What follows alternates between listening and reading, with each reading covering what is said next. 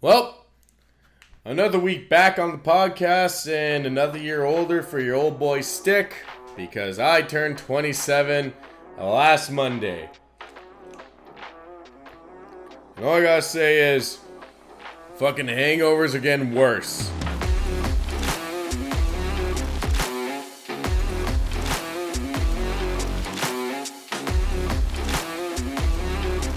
The Honestly Lazy Podcast. Hey ladies and gentlemen, it's your boy Stick coming back at you with yet another new episode of the Honestly Lazy Podcast. I know it's been a minute. I'm on a new kind of schedule where I at least upload for 2 weeks, and then if I'm feeling I'll record for another week, or I'll take a week off. And it was my birthday week, and honestly, I was like, I'm going to take the week off. I'm going to move this. During my birthday, I got one cool thing. I got this fucking ring light now. My girlfriend bought me that for a video for making the old content. So I put my little lamp down there to light up the OG hat that I used to wear when I first started making the content over on BoyStick. When I first started on BoyStick, I didn't wear a hat. Then I had a whaling hat, and that went flying out a fucking window in Peterborough. And then this hat was the one that took over for a very long time, so I figure I'll probably get a little mannequin head and put it on it and just keep it rocking, because that was the OG hat. I mean, fucking Christ, this one is looking rough. The Honestly Lazy, this is the first ever Honestly Lazy hat ever produced, and fuck, I can see it. You can see the sweat and shit. Oh my god. I wear this hat every single fucking day. Like, besides the work. But besides that, I wear it every single day wherever I go. I should probably get a new one, because this one has definitely done its time. Even though I haven't had it for whoa. No, I got it like in the wintertime, so yeah. It's definitely done its purpose, and it'll probably be my hat. I'll probably do the same thing with this one. My plan is to actually have a backdrop one day, and I'd love to have this hat and this hat on like a mannequin hat from like Dollarama, and just have it in the background to represent the hats that I've rocked throughout the years, I guess. I wish I had the whaling hat still. That one was getting pretty rough by the time I poked my head out that window, and it went down the street. So that one is a sad one. I do miss that hat. That was my first ever trucker hat I actually bought, and then I kind of fell in love with them, you know, with the mesh in the back, kind of get some air through your head and all that shit. So I've always liked the trucker hats since then, and keep it rocking. But I hope you guys are enjoying the podcast. I know I've been getting a few new viewers and stuff, so I hope they enjoy it, because like I said, I love doing this. So if you're wanting to support, subscribe on YouTube, follow on Spotify, social medias in the description, all that type of shit. Or the Honestly Lazy Podcast on Instagram. Now I changed it over from BoyStick to the Honestly Lazy Podcast.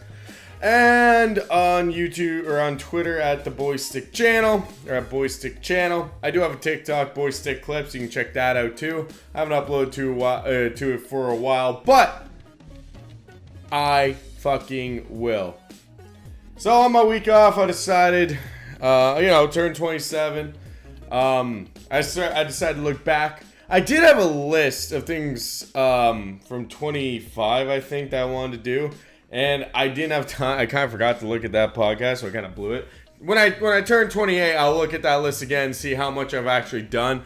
But there was a few big things that happened to me while I was 26. I mean, first of all, the restrictions were lifted in Canada and life started to go back to normal. I mean, I go out to bars now.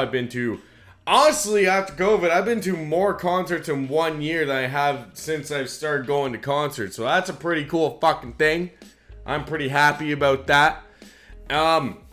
It's, oh my god, I'm so hot. It's so fucking hot. And like this week, of course, last week it was kind of cool. Now this week, I'm just fucking sweating my balls off trying to record this content for you, but I got my beer. But I definitely went to the most concerts I ever have, and it'll probably keep going because I keep getting invited to concerts. And this year, when I was 26, I went to USS, Excuses, Zach Brown Band, Glorious Sons, and am I missing anybody?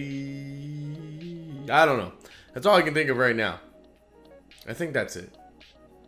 And usually when I do the concerts shit, I only go like fucking, I don't know, maybe once, maybe twice a year, and I've gone 4 times already when I was 26. And 27, I'm hoping now to try to beat that record. But you never know. I might just chill out, be a little couch potato or something like that. But also in the year being 26, I did the biggest leap for being a content creator ever. And that was making this great, honestly lazy merch that I did a little sample run. And I mean, talking about shitting my brick the whole time. I think I've talked about this on the podcast before. But shitting a brick the whole time. Wondering if it was going to be, good clothes or bad clothes. I finally took the leap and bought a sample package. And it turned out so good. I fell in love with it. And I mean, I took the biggest leap ever. What I mean by taking a leap is I actually, a few weeks ago, took pre-orders for people around my town and shit that want some merch. I think I ended up with like 6 shirts, because not a lot of people were buying shirts, but I had 25 hats and I think I got 5 left. And I've sold every single one, which is crazy for me to think about, that I actually sold merch. And people are actually liking, like the hats especially. I thought these would be the less of the sellers, but everybody's like, no, what the fuck do you mean? I want a hat. I want a fucking hat. Fuck your shirts, I want a hat. Why would I want a black t-shirt in the middle of a hot summer? I really didn't think that through. I should have done some wife beaters or something like that, but my dumb ass like, oh, someone will buy a t-shirt, and nobody actually has. And that was me being the 26-year-old kid, really trying to take this podcast more and more serious, taking a big fucking leap. And I'm hoping the year of being 27, I will take bigger leaps, and hopefully I will get a bigger following. I don't know. Right now, I'm I don't know. I haven't checked my numbers. My numbers are pretty much all still the same.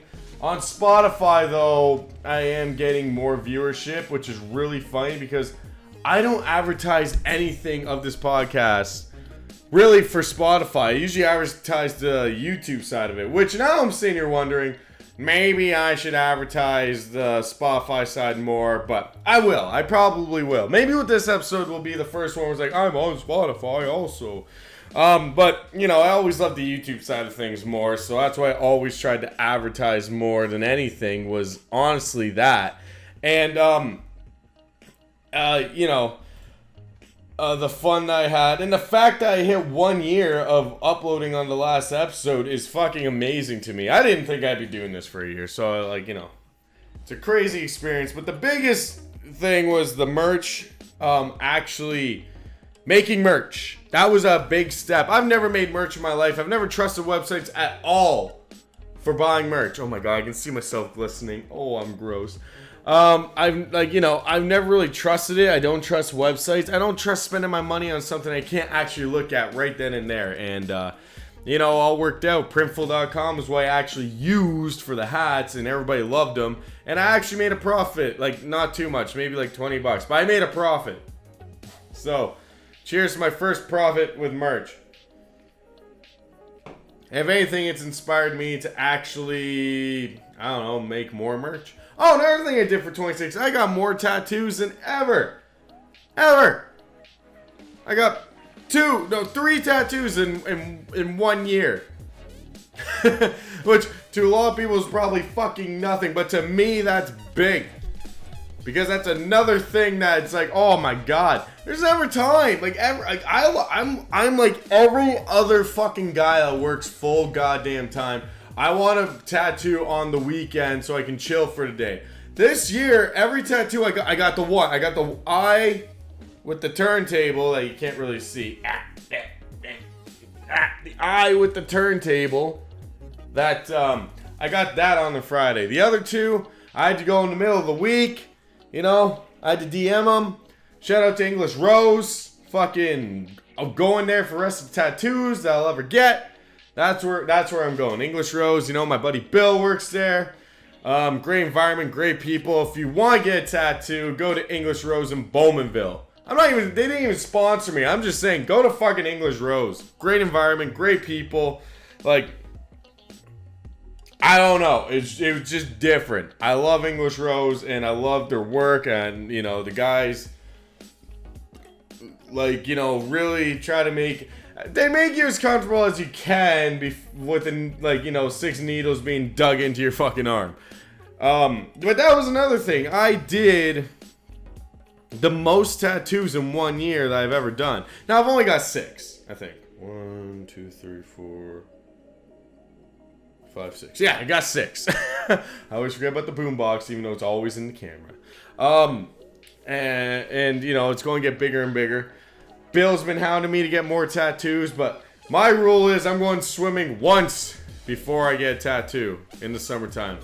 And I haven't had a chance yet, and August will be the time I will be going swimming, and then afterwards I'll be getting tattooed by Bill, and probably Nathan, probably Maddie, probably all of them. I'll get tattooed by everybody, you know, just keep exploring, keep thinking of new ideas, or picking something off the wall, because I have 6, and each one has less and less meaning. The eye with the turntable and the dagger, 0 meaning. The boombox, no, I don't know. I always wanted a boombox. Literally, that's it. So, you know, what can you do? But there is one thing, turning 27, that I've gotten back into, an old hobby of mine that I've talked about in earlier episodes of the podcast. I have finally gotten back into skateboarding. I know, nobody gives a fuck, but that is a huge, huge thing for me. I never thought I'd get back into skateboarding because I started getting anxious to go to the skate park. I don't know why. I just didn't like going to the skate park. I was worried. I didn't like, I don't know. It's like having no buddies and shit that are out where I live now. Like, you know, going to skate park alone sounds kind of lonely, and it's weird because when I was like 15, 16, I would go skate by myself for fucking hours and not talk to anybody. I'd just go skate with my music in. Me at 27, the first thing I think is, if I hit my head and there's nobody around, I am fucked. Like, I'm gonna die. And I used to like go hard at like my old hometown Orono skate park. That's like, it's shit, but we made the most of it. And I used to like air the Jersey barrier, like melon grab, back one over it, like, you know, do shit that's like, yo, if you just land it wrong, you're gonna smoke your head and you're gonna fucking be out cold and there's nobody around. Like, all this shit that I think about is like, holy shit, I was like a bad skater when I was like I was alright. Like, I wasn't by means anything good, but I could shock people from time to time. The one thing I did was a half cab Manny fake half cab Manny back one out at a skate park, and everyone's like, oh, it was so technical. And that was like the only cool trick I ever did in my skating career. But I forget what I was talking about. Like, it's I wasn't the best, but it's amazing the balls, like, it's amazing how like I skated every single day and how used to shit I really got. Like, I got hella used to shit to the point where like, you know, airing over a Jersey, like back running over a Jersey barrier I ever tried didn't even shake me. Like, I went to a tabletop at the skate park I'm at now, and I tried to fucking pop shove it and land on the flat. Like, I wasn't even trying to pop shove it over ramp to ramp. I was just trying to land on the flat, and I fucking bunted.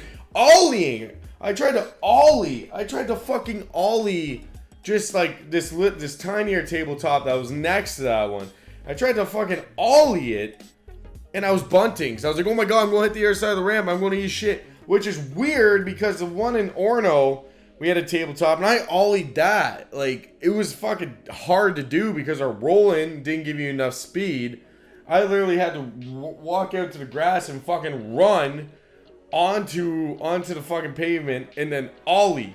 Like, ollie the whole thing. There's footage of it on YouTube. I'll try to pull it up and put it in this part of the clip. But, like, it scared the shit out of me. I literally, like, you know, a pyramid, I was scared to go up to the top and ollie into the other side. I kept bunting. I was like, what the fuck? You used to do this every time. You used to pop shove, back one, fakey 360, fakey big spin over this shit, and now you're scared to fucking ollie it.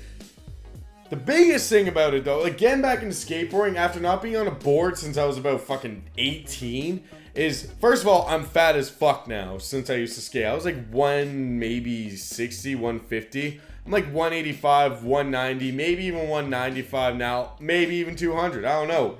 By the way, people call my gut a fucking goiter, and you know who the fuck you are. Maybe I am 200 pounds. That's why I got back into skateboarding and tried to lose weight. But it fucks with you, man. Like, I was trying, even when I finally got the balls, which, by the way, getting the balls is yelling at myself, calling myself fucking pussy to ollie this. When I finally got the balls and actually ollied and landed in the other side, the fucking balance was like way off. I was leaning too far on my back foot, like almost shooting out every single fucking time. It was like, holy shit, it's amazing how much you actually forget. Like, I can still kick flip, I can still pop shove. I was trying to land my fakey half cab flips. I wasn't getting those down. I got fakey big spin down. Wasn't going to try varial. I mean, it's weird because when I was skateboarding, varials were not in, but now they are. And I don't know what happened there. No complies are in. They were never on ice skate. It was like you had to be clean, mean, and smoke a lot of green. That's how skateboarding used to be. Now it's you have to be clean or dirty, you know, smoke weed, drink, and get really flirty. I don't know. That was really bad. But I was psyched to actually get back on a skateboard, and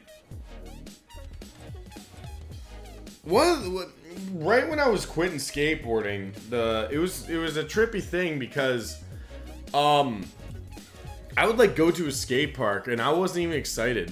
You know, I was just like, well, fucking skate park. Ooh.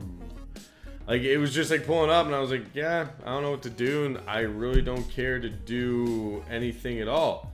So I was just kind of like, well, you know, that's what kind of made me stop. I went to a skate park with a couple of my buddies and I was like, had zero motivation and I was like kind of bored. I'm back on a board now and it's like I have that motivation, even though it's just trying to pop shove it onto a flat box or or just out of a ramp onto the top of a tabletop and rolling back on the other side.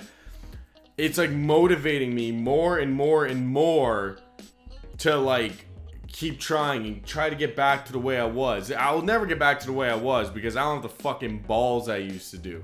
Like, I wasn't even a big gap guy or anything. I pop shoved it like a couple gaps and maybe kick flipped a few, but I was not a fan of gaps. I was not a fan of like jumping over shit. I liked like mani pads. I loved to manual. I loved to ollie and manual.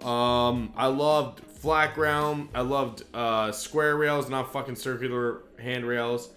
And you know, I did a few things, you know, like there was nothing ever like exciting about me when I was skateboarding. I was literally just the filmer and I was 100% okay with that. And I filmed some good shit.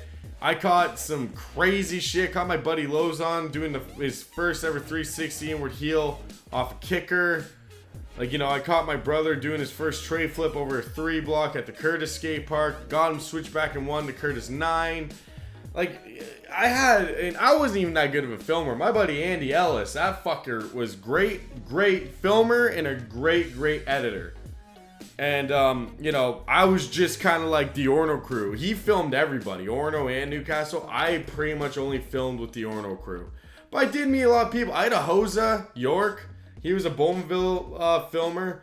Filmed fucking everybody. He was really well known too. 200 subscribers on YouTube alone. That was impressive to me. Filming all the battle at Bowmanville and shit like that. Inspired me to keep filming. Keep trying to post random content and shit. Kind of evolved me to what I am now. But yeah, I'm really happy to get back in it. As a matter of fact, like, I went skating alone on my birthday, and this was something that isn't new. Like, this year I went skating alone, and this is like the first year I skated alone where I was like, I'm so glad I'm fucking alone, because it is embarrassing how bad I am at skating right now. But I went skating down at my local skate park, and it felt good to be back. I went and hit up a couple other skate parks, just like cruised around them. I didn't do anything. Just, pumped around the park, just getting used to it and shit. But on Sunday, my girlfriend was out at a bridal shower, so I decided, fuck it, I'll go down. I'll go skate for the day, because I didn't want to sit in the apartment alone. Well, I probably should do that from time to time and, like, record and shit, but I really wasn't feeling it. It was a hot-ass day, and I figured this is a good way to lose some weight, even though I'm adding back on drinking beer. And it'll kill, like, a few hours until I can come home and watch a NASCAR race. And I ended up skating there, and I was skating there alone for, I don't know, an hour. This fucking, and this kid showed up. I shouldn't call him kid. He was like, he's like 23, and I'm 27. So, I was watching him. He's doing like somersaults and shit to like warm up. He's like in the grass somersaulting, like taking dives. I think he was prepping just in case he ate shit. But we weren't really talking to each other. We said, hey, how's it going? And we were just kind of skating around each other. But he was watching me and I was watching him. He was trying to land like varials and I was trying to land my half cab flips. And, we would hit the ramps. I was kind of pumping it, just, pumping back and forth. And then we started really watching each other. I was just trying to manny the tabletop from one side, come up the roll-in, come back down, pop that, shove it, land on the flat, and come back down. And then do like an axle stall on, there's like a 2 quarter pipes that are tall, and then there's a mini quarter, a smaller quarter pipe. And I was skating that, like axle stall, come back down. And then he was watching me trying that, and I started watching him ollieing the top of the smaller tabletop. He ollied the whole top, coming back around. There was a flat and then a down rail. So he was trying to front board down the flat rail. And he was getting really close. So I started fucking, like, yeah, dude, next try and shit. And I really was, like, getting back in my old ways. Like, dude, you fucking got this and shit. It was literally like, I wish I had the camera there. Honestly, this would have been a great content day because we actually started shooting the shit. And it was actually his birthday. I was like, oh fuck. I was like, it's your birthday and you're skating low? And he's like, oh, all my buddies are golfing and shit. And I was like, well fuck, man, happy birthday. And I had, the box of merch in the back of my car. So I was like, fuck it. I want to see how this kid would react to this. So I walked up to him with a hat. I had an extra t-shirt. And I was like, yo man, like, happy birthday. Here's some shit. He's like, what's this? I'm like, it's a podcast I do. Kind of told him, like, honestly, it's a podcast. You don't have to check it out. It's your birthday. Here's some free shit. And, fuck. I was like, you're skating here, your buddies are all busy and shit. Fuck it. Here's a present. Go out, And he put it all on right there. He's like, yo, I'm going to represent you right now, man. I was like, fuck yeah, man. I felt good. Like, and fuck, man. Like, I started realizing, like, yo, the Honestly Lazy logo looks dope on a skater. Like, it really, like, the size of it and shit, it really looks like a skate shirt. And I was like, fuck yeah. And, it was like, my idea, my brain is like, oh my god, I got a new idea and shit. And I mean, this kid was, like, started getting hyped. Like, I don't know, maybe the Honestly Lazy powers got through him, but ended up doing a pop shove at rock and roll, popping out. I was like, holy fuck. And then right then and there, I wish, and this is what pisses me off, he learned a new trick in the Honestly Lazy merch. He learned the back disaster on the quarter. He's like, I've only landed like one, but I don't have them. So he starts fucking going for it, and like he's getting closer and closer, and then he sticks one and he shoots out. I was like, yo, fucking next try. He's like, yeah, with the merch on and shit. Like he was so hyped, and it was like hyping me up. I was like, fuck. Like, this is what I miss. I missed encouraging people. I missed, like, watching, like, skaters skate and everyone just encouraging them. Even though it was just us two, we were like I was hyping him up so much. And he lands this fucking, the back disaster. I'm like, fuck yeah, buddy. Like, clapping for him and shit. He comes up, like, shakes my hand. Like, like how skaters do. And he was just like fucking, he goes up and he starts doing it every try. And he's like, yo, look at me, man. I was like, fuck, man, that's awesome. And then I literally said to him, whenever you wear my merch, if you post on Instagram you skating, tag Honestly Lazy Podcast, I'll fucking repost everything you do. I was like, fuck. you're sponsored. Pretty much. But yeah, it was a cool Sunday for just that type of experience. So, you know, it was dope. I got to watch a man learn a new trick right in front of my eyes. In my merch. He was like, I'm going to support your podcast. So I got another follower out of that somehow. And, yeah, like, it was a good start to being 27, and I'm excited to see where 27 is actually going to take me. You know, like, in the YouTube world, I was always kind of the fan of the YouTube boxing thing, mainly because of, you know, how far they were willing to, you know, push the limits and kind of show what they can do and all that type of stuff. But the fact of how YouTube boxing has gone and how much it has changed since, you know, the first ever one ever happened, it's kind of gotten, well, in a way, pretty fucking cringy, and it's kind of pissing me the fuck off. Oh, did I get it? I got a fruit fly. Not in any type of way. It's actually not pissing me off at all. I really don't care that much about it because I actually stopped really, you know, paying attention to it, honestly. To me, YouTube boxing is something you do on a Friday night that you watch a bunch of YouTubers try to box and be entertaining and try to give it their all to become the YouTube boxing champ that KSI gave himself by beating fucking Joe Weller. And, you know, for 3 years, he's finally coming back and he's still the champ even though that belt should have been fucking taken away from him. And, throughout the whole thing, the one thing I've noticed with the YouTube boxing thing is the pay-per-views have gone up, up, up, and up.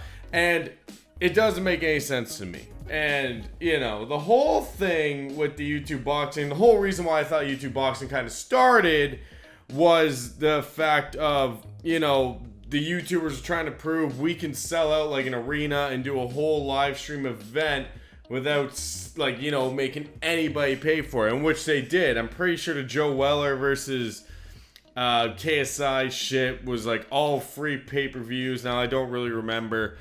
And, you know, they sold an arena and they did really good in the viewership. And that was kind of like the start of the whole YouTube thing. To prove that YouTubers can do what these big athletes can do, which at first was badass, and I thought, this is sick. YouTubers are doing numbers that the big boxers do, and they're doing it all for free for our entertainment. Good for the YouTubers. Their ego hasn't gone through the roof. And then shit, like, literally right after that, fucking changed. And I knew this shit was going on a downhill right when Logan Paul versus KSI and Jake Paul versus Deji was the next fucking boxing match, in which I did a video way back, I think it was like 5 years ago, when they were doing it, about, wow, they're charging $6. And I thought that was through the fucking roof for this shit. The reason why I was so mad about this whole thing is, first of all, they had to wear helmets. Second of all, they hadn't been boxing even long enough to even... like, to me, it was not deserving of a pay-per-view when it's like I go fucking boxing for, like, train for boxing for, like, 1 year, right? And then next thing you know, I'm, like, fucking calling somebody out, doing a YouTube video, but I'm like, if you want to watch this fight, you gotta pay $6. And I'm like a fucking nobody. Now, it's different because they were big names. But it always didn't sit right with me that they did that, because it was literally always advertised that, like, YouTubers can do this and be entertaining with it and all that type of shit. And of course, like, with Jake Paul, which I'm going to get into in a bit with his newest fucking dumbassness, he's just a whole nother level, and pretty much all he cares about is money and views and stuff like that. And, you know, there's been a few boxing events ever since. You know, Deji's lost twice ever since that fight.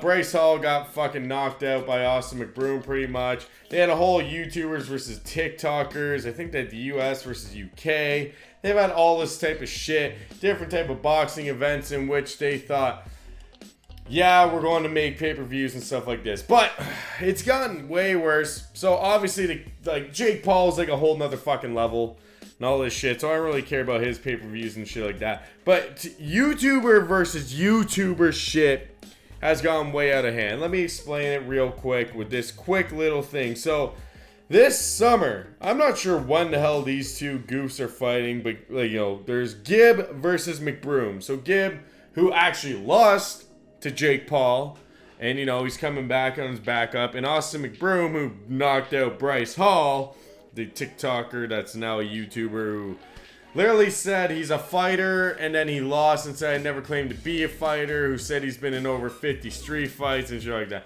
He deserved to get knocked out. It was very well deserved. But the price has officially came out for the Gibb versus Mcbroom fight.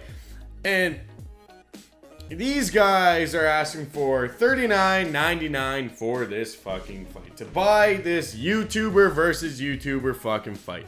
Pretty much the way I looked at it is these guys now think they're worth, like, I don't know how much the Fury fights. I think they go for like $60. And UFC's like $60.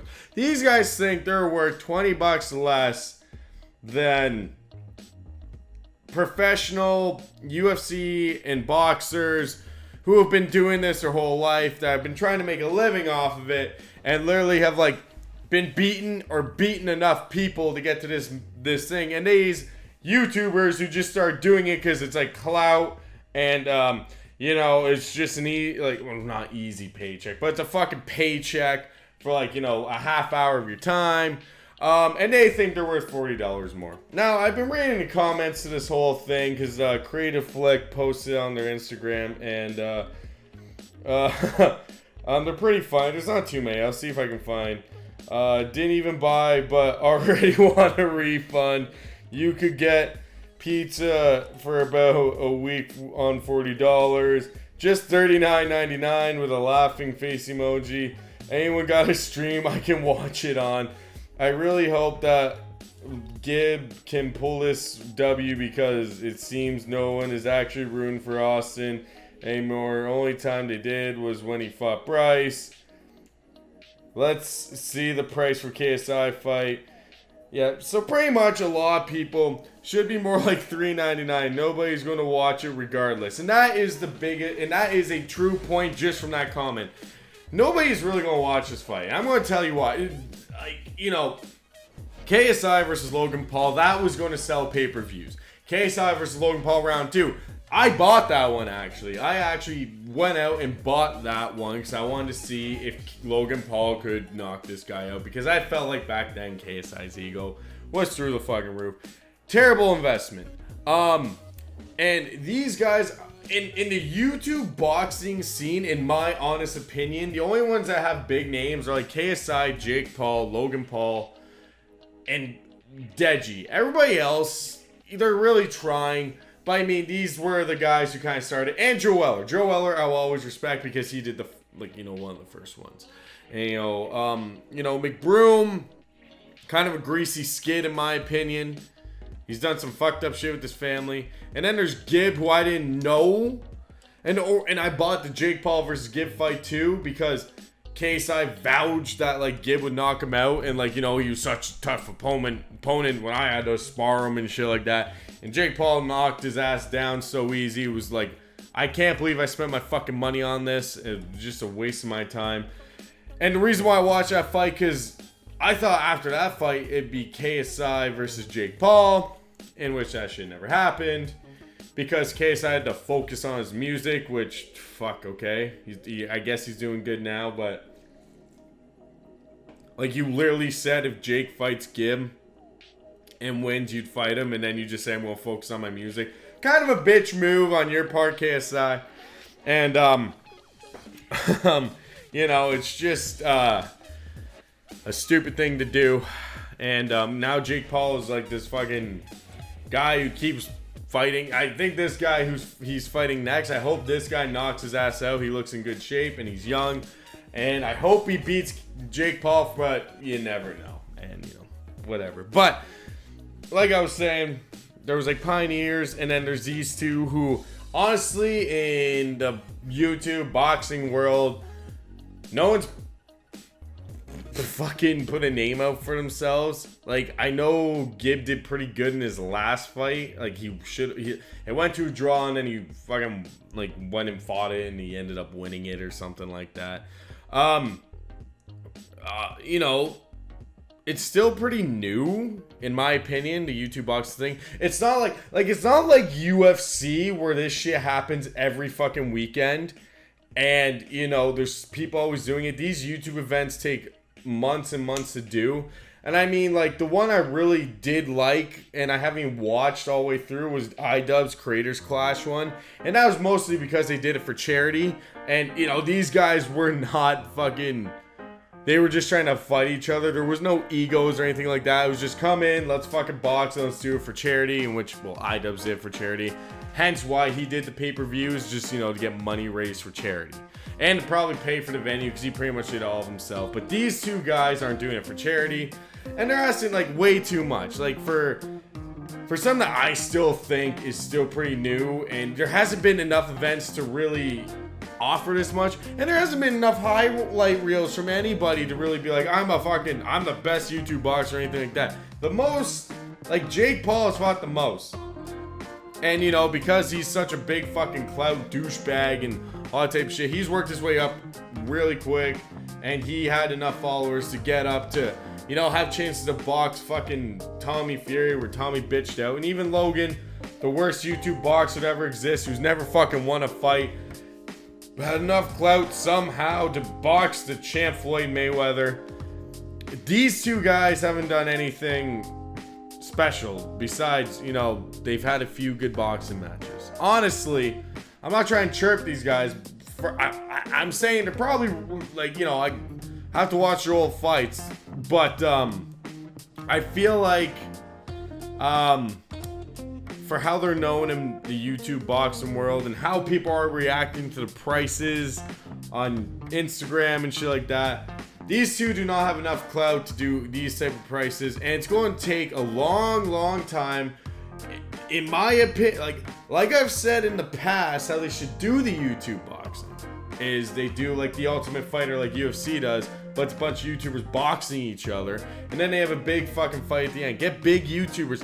Get fucking Mr. Beast on there. That man just hit 100 million subs. Get him on there. He'll bring a bunch of people in. And if he starts fucking winning, fucking even better, you know? But, I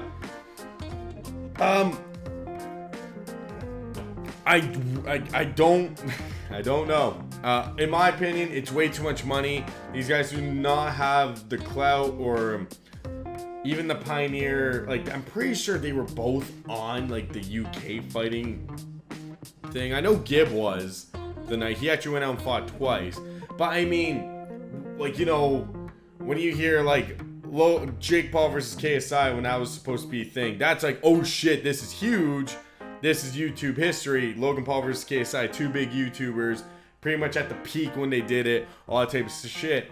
These guys don't have the numbers or anything to be calling the shots like this. So drop it down to $3.99 or fucking do what YouTube boxing was originally supposed to do and make it free and literally just let the YouTubers watch and have fun. That's the way I look at it. Just have fun, and, you know, $40, way too fucking much. So, that's my opinion on that.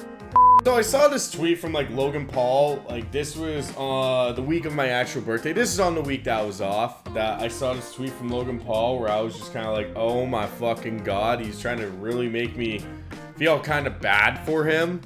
And it was something he tweeted actually 2 days after my birthday, and I was like, yeah, I can bash that a little bit, you know, I can have a little bit of fun with that one. So pretty much Logan Paul was into the NFT game like every other big fucking YouTuber and every other person who's really trying to push it so they can make more money.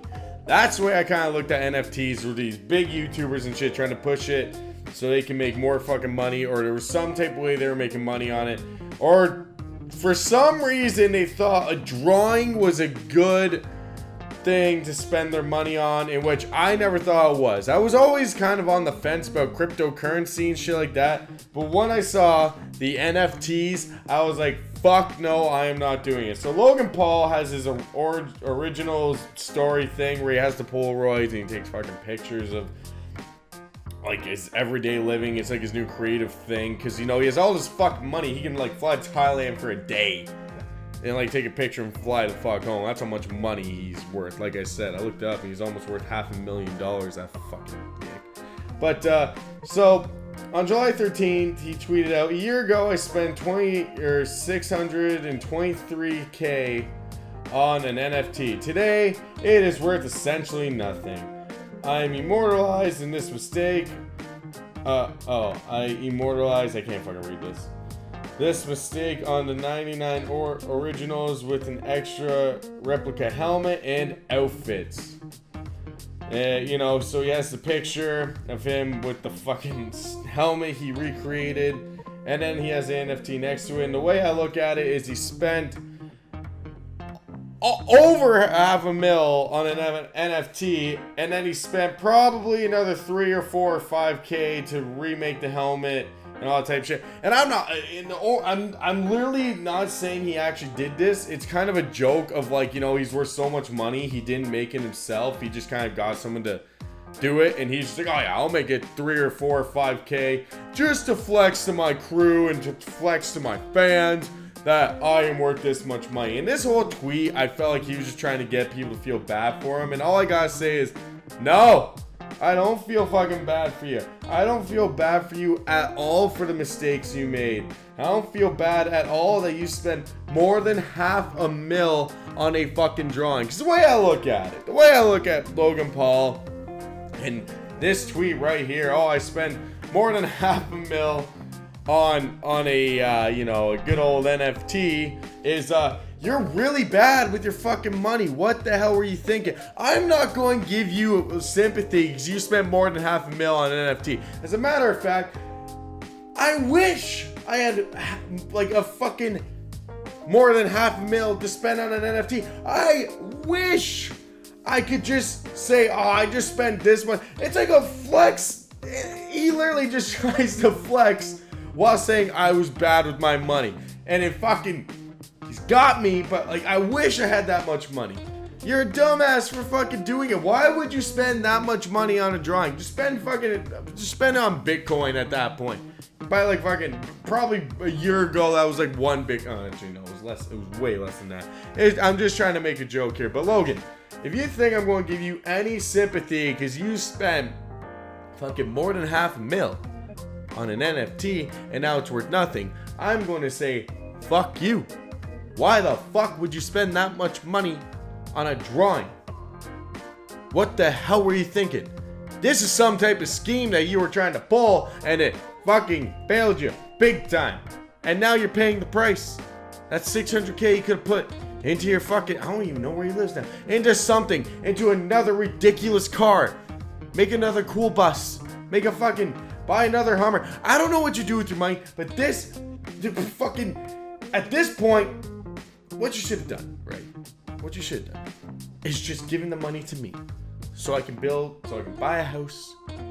And the worst part is, with that much money, I would get a fucking, like a starter home now where I live for fucking that much money. If I could buy a house, I could build my studio in the basement, I could get this podcast more off the ground, I'd have cool background instead of a fucking closet. You could have done me some good with that type of money. Might as well just said, yo, fucking hashtag, like, Logan Paul beat Mayweather, and I'll pick a random guy and give him $600K. That would have been a better choice with your money than spending it on this. Like, it fucking mind boggles me that this man did this, and he's trying to make me feel bad. Like, I spent fucking $600K. I took a picture to remember this mistake. With how much money you have, that's like fucking $10 to you. Like, literally. I checked your net worth. Now, you're probably not actually worth that much, but you're definitely worth enough where you're just kind of like, yeah, fuck it, that was a bad investment. And like, I'm going to learn from it. You didn't have to fucking post about it. You did. You just literally flexed on me and tried to make me feel bad for you, and it failed. It failed, Logan. You fucked up so bad. So, $600K down the toilet on a drawing. That is on you. And you should be ashamed of yourself. Next time you're going to spend $600K, give me a DM. I'll give you my e-transfer and just send it all my way. I'll spend it better than you did on an NFT. A fucking NFT. I would have done so much with that. These YouTubers make too much money, guys. I'm telling you. $600 600K down the drain. I was literally listening to the Boys Cast the other day with Ryan Long, and he had Adam on there from No Jumper, and he's like, I never spent on NFTs and shit. He's smart with his money. He's like, I don't have like any nice cars or anything like that. I just save it. That's what you should be doing with your money, Logan, not fucking this shit. Like, you were like, how is that an investment? I just don't know, guys. I just don't know. I'm trying to understand the world nowadays. I grew up, I don't know, man. I guess I'm not like my own generation, because me looking at when NFTs came out, I was like, fuck no. When crypto.com came out, I was like, fuck no. When the fucking fidget spinners came out, I was like, waste of time. Like, I feel like I'm just not adapting in my age, and I feel like I've lost some opportunities to make some money. But with, like, when I see stuff like this, it actually makes me feel good. Even though he's flexing, it makes me kind of mad. It actually makes me feel good. Like, wow, if I had that much money, at least I know I'd be smarter than him. We're the same fucking age, and I know for a fact I would not do that with my money. But I'll probably never see $500,000 in my life in 1 year. God, that'd be nice if I did, though. Honestly Lazy Podcast. So, I mean, Jake Paul was back on Twitter posting another fucking Twitter video. You know, he posted a few chirping McGregor and shit like that, and it was whatever. It was like, you know, Jake Paul being fucking Jake Paul, you know, being a little troll like the little bastard he is, and he decided to make another video to advertise his new fight in a kind of trolling way, but to me, he kind of trolled himself. I'm just going to play the audio to it real quick. So, to give you a little bit, since you're going to be watching on Spotify probably, or listening on Spotify, to give you a little thing right here, Jake Paul is sitting in a hospital that's obviously not a hospital. It's in his fucking big-ass house, and he really went all in. Like, he's got the bed, he's got a bunch of fucking... Well, he probably needs that. He's got the bag that they stick in your veins and shit. He's got all the like stuff to make it look like a hospital bed. He went all out for this 38-second bit. So we're just going to play the audio real quick for you, just so you can get an idea and I can sip a beer. All right, Jake, I'm filming. So guys, I'm in the hospital. I had an accident.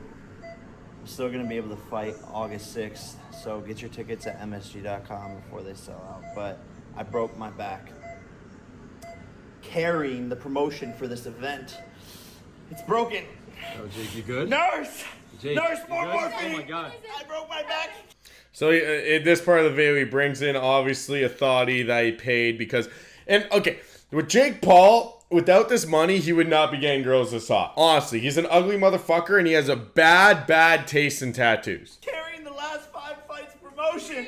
My opponents never sell shit. Something. Oh, it hurts! Do something. It hurts! These motherfuckers never sell shit! They couldn't sell a pen to a writer!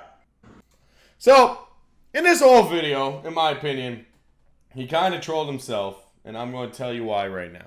Jake Paul, in his own little fucking way, pretty much just said nobody, like, all these fighters can't sell shit and stuff like that. And the way I kind of look at it with this type of a point, he kind of moved himself in the way of, the way that I see it, honestly, Jake, is, you think you're this big, great boxer and shit, and every boxer you fucking fought is literally, like, not worth my time to promote this shit. I'll post it on my Instagram, that's all I'm going to do, and I'll do the press conferences. But, I mean, if you, like, literally, like, every boxer you've boxed is probably just like, yeah, like, granted, they all did lose, but the way I'm kind of looking at it with you is, like, they're just kind of like, okay, I'll go in and see what I can do.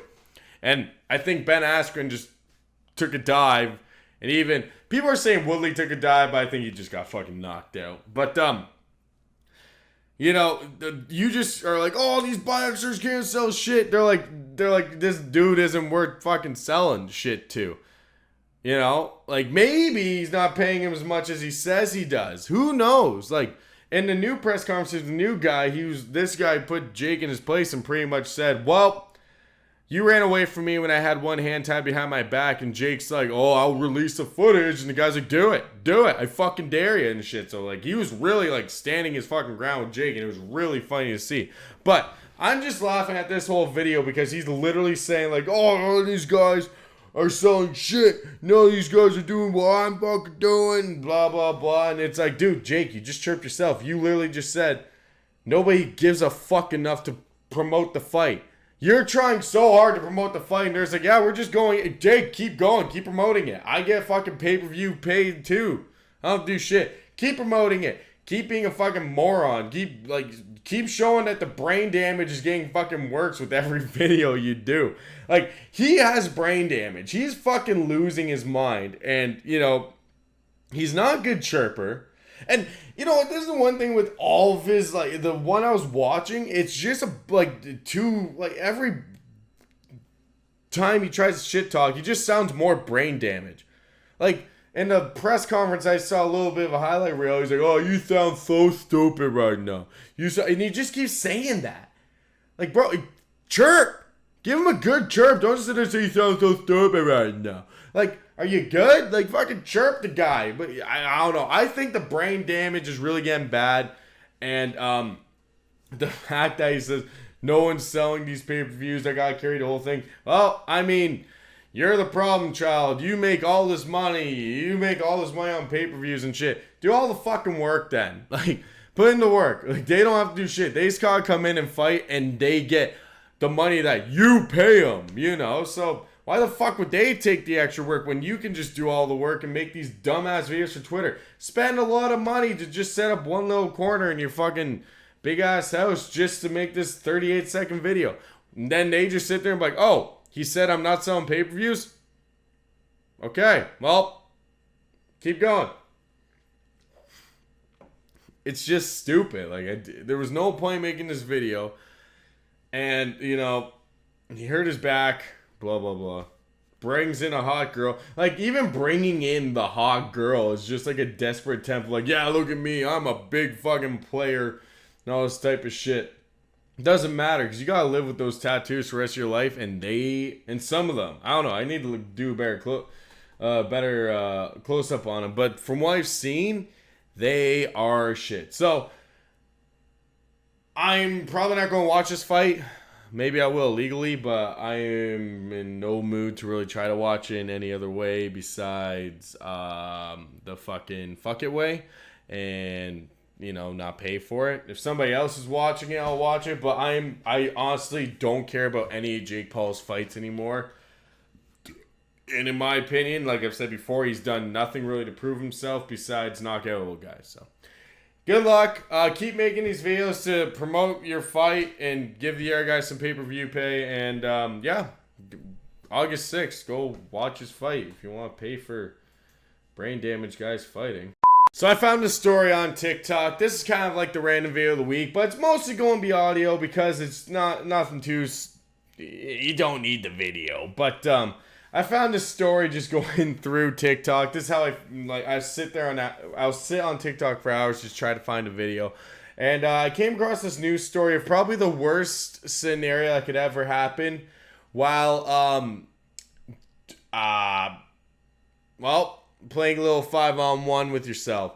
In this news story, 19-year-old kid is in the middle of diddling himself when robbers come in. They pistol whip him and take him to the ground, and yet somehow he's got the weapon away from these men. Now this isn't the reason.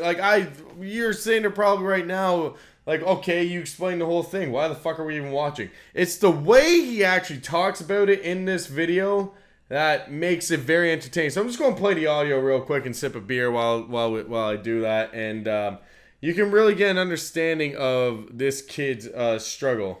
Whipped during a home invasion ended up in a scary fight for his life in Wyandotte. Two intruders used a ladder to get into an open window on the second floor of his family's home near Eureka and 5th. Aaron was hit with the gun and pinned to the ground, but says he was eventually able to knock the weapon away. Yeah, so they got up through the front window right there. It was real scary because I was in my room whacking one out, and then all of a sudden my window, I see two dudes going through it. It was real weird. I was real mad whacking one out. Like, could you imagine? Okay, there's two scenarios to this. I always sit there and wonder what's going through the kid's head who's whacking one out, and what's going through the robber's head coming through to a kid whacking one out. Like in my ideal, if I was a robber and I crawled up the ladder because that window was open, right when I poked my head and saw a kid beating his meat, I'd probably just run away, because the way I look at it is this kid only has one option, and that's to fight you naked. And honestly, an erect man trying to fight me is something I really don't want to do, because if you slip in the wrong position, that turns into some Brokeback Mountain shit real quick. And I just don't want to be a part of that. Secondly, of what's going through the kid's head as he's beating his meat and he sees two robbers come through the window. What the hell do you really do? I mean, he fought him off, but all I think about is him trying to get his pants back up. And these guys just come in, ready to go with the pistol, and just like, he has his head down, just trying to get his pants up. I'm like, wait, give me a second. And they just like, right on his head, drop him. Like, fuck, let me get my pants on. They have the gun on him. He's fucking somehow gets the pants on and starts fighting the dudes and somehow gets the gun away. Oh, it's so funny. I'm glad the kid's safe, but it's just a very funny scenario to get yourself caught in beating your meat.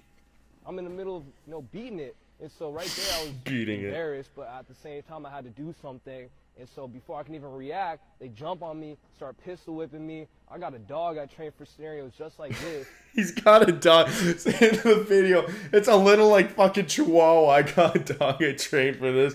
For this shit. Like, he's literally like, I have to do, like, I'm in the middle, I'm so embarrassed that they caught me doing the dirty, but I had to do something. I had to hop up. They already pistol whipping me. I'm fucking beating my meat, hoping my little dog would hop out and save the day so I could get my pants up, but instead he's sleeping. For scenarios just like this, that bitch was asleep, had to take matters into my own hands. That bitch was asleep. Had to take things in my own hands. Literally had to take my thing out of my hand and start fighting these dudes. Like, what the fuck? And so I pulled some Avengers type shit, jump on top of him, pause, started bitch slapping him, having fun with it. Pause.